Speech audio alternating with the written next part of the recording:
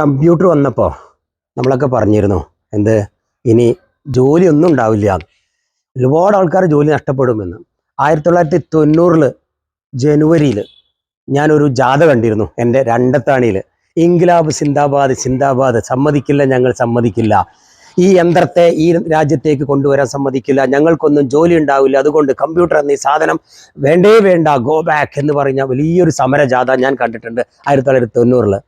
അതിന് എത്രയോ വർഷങ്ങൾക്ക് മുമ്പ് ഒരുപാട് ജാഥകൾ നമ്മളൊക്കെ സാക്ഷ്യം വഹിച്ചിട്ടുണ്ട്. എന്തിന്? കുതിരവണ്ടി വന്നിട്ട് സമരം ചെയ്തിട്ടുണ്ടായിരുന്നു പണ്ട് അമേരിക്കയിലാട്ടോ. കുതിരവണ്ടി വന്നിട്ട് സമരം ചെയ്തിട്ടുണ്ടായിരുന്നു. എന്താ വെച്ചാൽ ഇങ്ങനെയൊക്കെ കുതിരവണ്ടി വന്നാലേ ഒരുപാട് ചാണകം നിറയും. അപ്പൊ അങ്ങനെ ചാണക റോട്ടിൽ നിറഞ്ഞു കഴിഞ്ഞാൽ പിന്നെ വണ്ടിക്കൊന്നും സഞ്ചരിക്കാൻ പറ്റില്ല. അതുകൊണ്ട് ഈ കുതിരവണ്ടി വേണ്ടേ വേണ്ട എന്ന് പറഞ്ഞിട്ട് പിന്നെ ആവി എഞ്ചിൻ വന്നു, സ്റ്റീം എഞ്ചിനെ.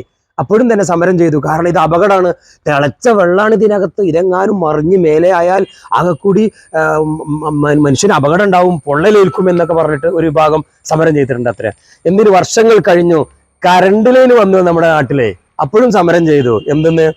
ഇതിവിടെ വേണ്ട, ഷോക്കടിക്കും, പക്ഷികളൊക്കെ കറണ്ട് കമ്പിയിൽ ഇരുന്നാൽ ചത്തുപോകും, അതുകൊണ്ട് ഈ സാധനം ഇവിടെ വേണ്ട പറഞ്ഞ് സമരം ചെയ്തിട്ടുണ്ട്. എന്തിനീ അടുത്ത കാലത്ത് നമ്മൾ ഗ്യാസ് ലൈൻ വന്നിട്ട് സമരം ചെയ്തില്ലേ? ഗ്യാസ് ലൈനിന് വന്നപ്പോൾ ഇതിവിടെ വേണ്ട, ഇത് അപകട, പൊട്ടിത്തെറിക്കും. നമ്മുടെ കൊച്ചി ഒരു പ്രത്യേക ഒരു ഫ്ലൈറ്റ് വെള്ളത്തിൽ ലാൻഡ് ചെയ്യുന്ന ഒരു ഫ്ലൈറ്റ് ടൂറിസ്റ്റുകൾക്ക് വേണ്ടിയിട്ട് ഒരു ശ്രീലങ്കൻ കമ്പനി ഒന്ന് കൊണ്ടുവന്നത്രേ. എന്നിട്ട് എന്താ പറഞ്ഞത്? ഇതിവിടെ വേണ്ട, നമുക്ക് അത് അപകടമാണ്, അത് മാത്രമല്ല ഇതിങ്ങനെ ലാൻഡ് ചെയ്താൽ വെള്ളത്തിൽ ഇങ്ങനെ ലാൻഡ് ചെയ്യുന്ന നേരത്ത് ആ ഒച്ചയൊക്കെ കേട്ട് അതിൻ്റെ മീനുകളൊക്കെ ഒളിച്ചോടും, അങ്ങനെ നമുക്ക് മീൻ തിന്നാൻ കിട്ടൂല എന്ന് പറഞ്ഞിട്ട് നമ്മുടെ രാജ്യത്ത് കേരളത്തിൽ സംഭവിച്ചതാണ്. അങ്ങനെ ഓരോന്നും വരുമ്പോഴും സമരവും ഹർത്താലും ബന്ധും അതിനെതിരെയൊക്കെ വരും. അതുപോലെ ഇതേ AI എന്ന സംവിധാനം, ആർട്ടിഫിഷ്യൽ ഇന്റലിജൻസിന്റെ അഡ്വാൻസ്ഡ് വേർഷൻ അല്ലെങ്കിൽ അതിൻ്റെ ഒരു വലിയൊരു ഫീച്ചറായ ബാർഡും ചാറ്റ് GPT വന്നു കഴിഞ്ഞാൽ എന്തൊക്കെ ഈ ലോകത്ത് സംഭവിക്കുന്ന അറിയാം നിങ്ങൾ?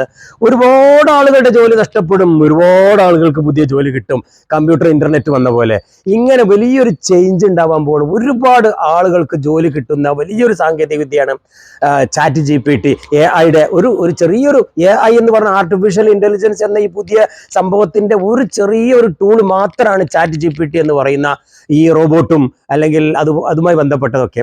പിന്നെ ഒരു ഗൂഗിളിന്റെ ഒരു സംഭവം കൂടി വന്നിട്ടുണ്ട്, ബാർഡ്. ഇനിയുണ്ട് ആപ്പിളിന്റെ വേറൊന്നും വരുന്നുണ്ട്. ചാറ്റ് GPTയും ബാർഡും ആപ്പിൾ GPTയും കൂടി വന്നു കഴിഞ്ഞാൽ ലോകത്തുണ്ടാകുന്ന മാറ്റം ഭയങ്കരമായിരിക്കും.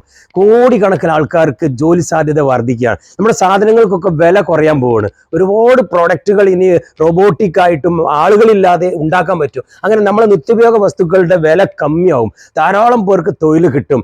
അതോടൊപ്പം നാടൻ പണിക്കാർക്കും കൂലിപ്പണി എടുക്കുന്നവർക്കൊക്കെ വമ്പ ഡിമാൻഡ് ആവും. സ്കില്ലുള്ള പ്രാക്ടിക്കലുള്ള ആളുകൾക്കൊക്കെ വമ്പം സാലറി ആയിരിക്കും. വെറുതെ ഇരുന്ന് കമ്പ്യൂട്ടറിന്റെ പുറത്തിരിക്കുന്ന മടിയന്മാരൊക്കെ വീണ്ടും വലിയ മടിയന്മാരായി അവരുടെ ജോലിയൊക്കെ നഷ്ടപ്പെടും. അതുകൊണ്ട് അവരൊക്കെ പുറത്തേക്ക് ഇറങ്ങി ജോലി ചെയ്യാൻ ശ്രമിക്കും.